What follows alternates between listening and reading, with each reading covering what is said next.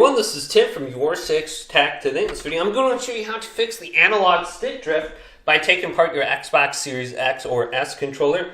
And this is actually relatively difficult, but we can easily do it here just by following these steps. So let's turn over the controller. And the first thing we want to do is remove these side covers. I already have one removed because they can be a little bit difficult to remove. But I'd use a plastic piece to remove this and then create some separation from the top. If we're using any kind of like metal piece, this can actually damage the controller. So just create some separation right here and then work your way down from the top here. And once you have some separation, you should be able to just lift this off. So you can also just go in from the middle like there, and this should just pop off. Boom, just like that. Then you want to remove the batteries. So I already have the batteries removed. And you need to pierce in the middle here under where it says Xbox Wireless Controller. And there will be one screw hidden right here that you need to go ahead and unscrew. So I already have this removed. And then just place this to the side and place it in a safe spot, because if it rolls into the carpet, it's going to be probably lost. Then there's going to be 4 other screws that we need removed. I already have these removed. But it will be right here, here on the bottom, then here, and then also right here on the bottom. So 5 total. Once you remove those screws, this back cover should come off relatively easy. You just have to lift up and boom, you can see the bottom board. Now one of these wires is also unconnected, but it should be connected right here. And there will be a small little copper or metallic piece that we can connect it to. And it should look more like this. You can barely see it, but we connected right about there. And this is going to be a little bit difficult to connect later on, but just push it down and it should connect. And I did my first try, and that's amazing. So it's connected right there. Now we can flip it around, and these little rumble areas might come off on you if they're not seated in well. And we can take off the cover here, and then we can take off the thumbsticks. So if we're trying to fix the analog stick drift, we can maybe try to clean it from here and not completely take apart the controller. So you can take some compressed air and then just move this around and clear that out really well from here. Maybe there's some dust or debris just sitting there. So you can just blow it off. Otherwise, take some rubbing alcohol right here and then pour it into the cap. So let's do that. And then we can take this and then we can try cleaning this off from here without opening everything up completely, just seeing if that works. So now let's take this part even further so we can clean that off by opening up the actuators. So let's flip this around, and there's going to be 4 screws on the board itself that we want to remove, and this is going to be a T6 screwdriver. If you got one of those, a T6, let's find this. So this looks like T10. We're going to have 4 of these, so one right here, one right here on the side, and then we got 2 that are in the middle.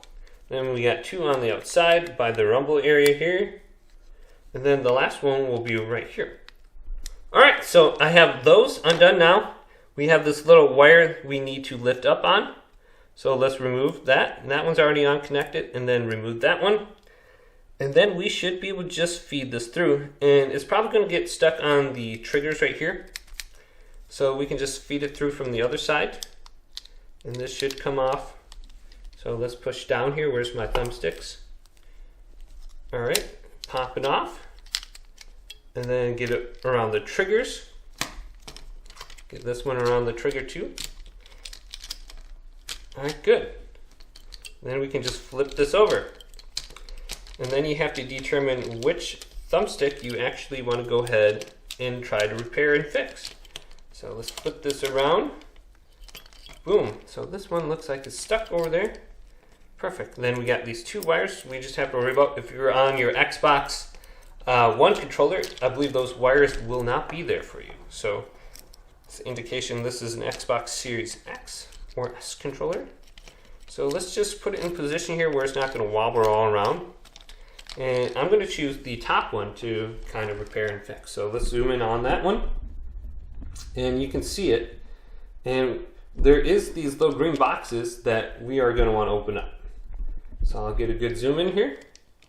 And that can be a little bit difficult to get undone. I'm just going to use this little metal piece that looks like a tweezer that allows me to get in there and open that up. But if you do have a plastic piece that is able to open that up, I'd prefer that, just because then you're going to avoid damaging it. And we're going to want to do this for each one. So you have this one you want to open up, and then the top one you want to open up. Now, I already did the side one in another video, but on this one, I'm going to do the top one. So let's try to open this up. And you can see there's a small gap right here already kind of like forming. We can try to pry that open. And be careful doing this. You don't want to break it or ruin any kind of cable in there. Or stab yourself. So you can just work your way in there. Just create some separation. You can see that already is opening up. And then you can go in with your fingers too. And then just peel this back just a little bit and be very careful and gentle. You don't want to damage this. So once it's unclipped, there will be a small sensor in there that we can take out. Alright, so there it is. It's peeling back just a little bit. And I should be able to take that out now and clean it without a problem. So you can see it perfect. This one's kind of a little bit harder to see because it's all black.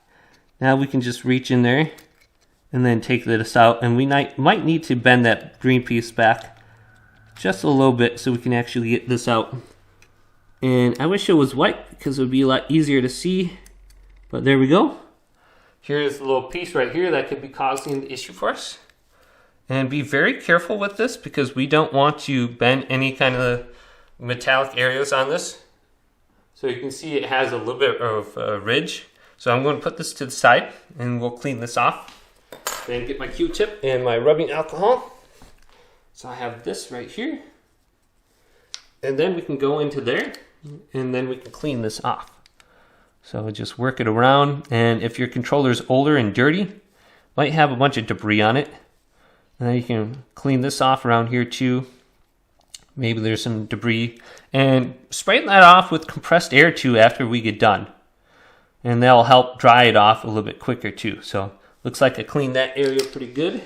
Let's put this to the side and then get this little piece right here.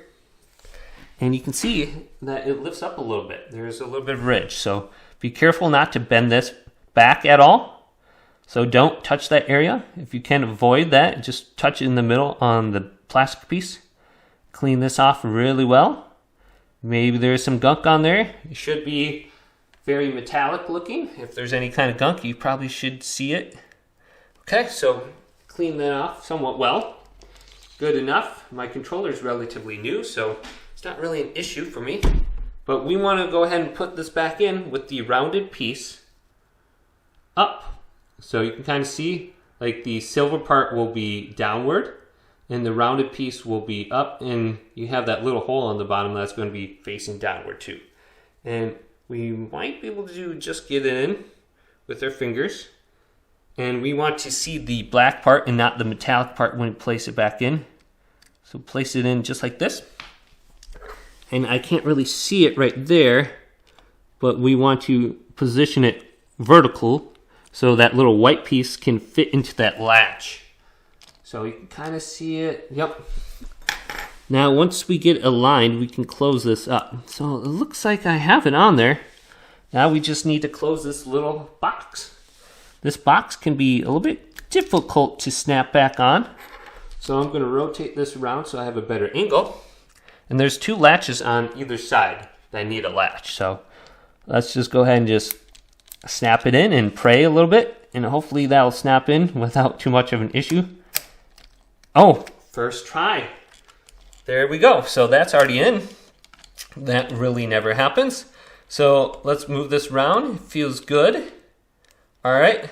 Now we can position this back in there. And I should mention this piece right here might come off on you. Just push it back into place right here. This is just the headphone jack. So just put it back into place right here. And then this should attach to the board later on right here. So the metallic part should be facing up. Now let's zoom out and then position the board back in. So zoom in out here. And then we can flip it back around. And then start reassembling everything. So let's flip it around right here, and then we have to get it under the triggers. So be careful not to pull up anything or these wires, otherwise then you won't have any motor control or vibrations, which probably isn't the biggest issue. I don't think I really ever use those in any games anymore. So let's get it under here. Alright, and then get these wires from underneath, put those back on top. And those are probably going to be the most difficult thing to get back onto this little board. So let's get this. Alright, so it's back on top. Then we have the audio jack there in position. Now the board actually needs to be connected and pushed down. You can see there's little two pieces right here that you have to align and then smash together. Not really smash, but you need to connect them together. And make sure that headphone jack doesn't fall off on you. But we just have to push it down and have those two pieces connect. So let's align them. And watch out for this area too, where the battery goes. You probably have the little board stuck under that or on top of that. So that can get annoying. So position it to the side here. Alright, so that's good. And then we should be able to push it down now. So you can see it's connected. We just have to push it down now. Boom. Now it's connected. So everything's looking good down here. Now let's get these two cables back in and connected. And for this, I'm going to need to zoom in a little bit further so I can show you guys exactly where you need to connect them. And you can kind of see it right now. It's the two round things. So the one on the left connects to the one on the top. So I can actually see this a lot better in here than I could actually just looking at it. So you just need to connect it right here and then push it down. So the left one goes on the top. So let me get this connected here, and then I'll connect the one on the bottom too. But you can see them right there. You just have to connect it. And this is going to be difficult. So hopefully you have good eyesight. Alright, so I managed to connect them. And it seems like if you use the edge of your fingernail and then just guide that into place and then snap it down and push it down, that worked the best for me. Instead of using my entire finger, then I can't see actually where I need to put it. So just use your fingernail, align it, and then push it down. And that actually worked relatively easily for me. So let's zoom out here and then continue the reassembly of the controller. Alright, so now that we got that reassembled, I want to screw in all those 4 screws. So you got one here, here, here, and there. And that will keep the board in place so it doesn't move around when we're putting everything on. So let's put those screws back in. Alright, so here's my last screw. The board is good. These wires are connected. Headphone jack's in. That's not moving around. Now let's put in the thumbsticks. And these thumbsticks, if you ever have a problem with these, you can just easily buy these off of Amazon and just replace them. And then just snap them on and off. Now I just use control freaks that go over these, so those will never get damaged for me. So now those are on. Let's put on the face cover here. Okay, we're good. Now let's put on the back plate. And then just place it over here, just like this. And then we have those 5 screws that we need to place on. So make sure this is tight and those screws are actually very tight. Otherwise it's going to feel like the cover and the plate is very wobbly and loose. So just make sure that is snug. So let's put in the center one. And then we got 1, 2, 3, 4, and 5 here. So this will be T9 or T8 once again. Okay, so all those are in and it's snug and this cover isn't moving around. Now we can go ahead and put the batteries back in and then we can put on the covers. Now one thing I did do, so I'm going to have to take everything apart again.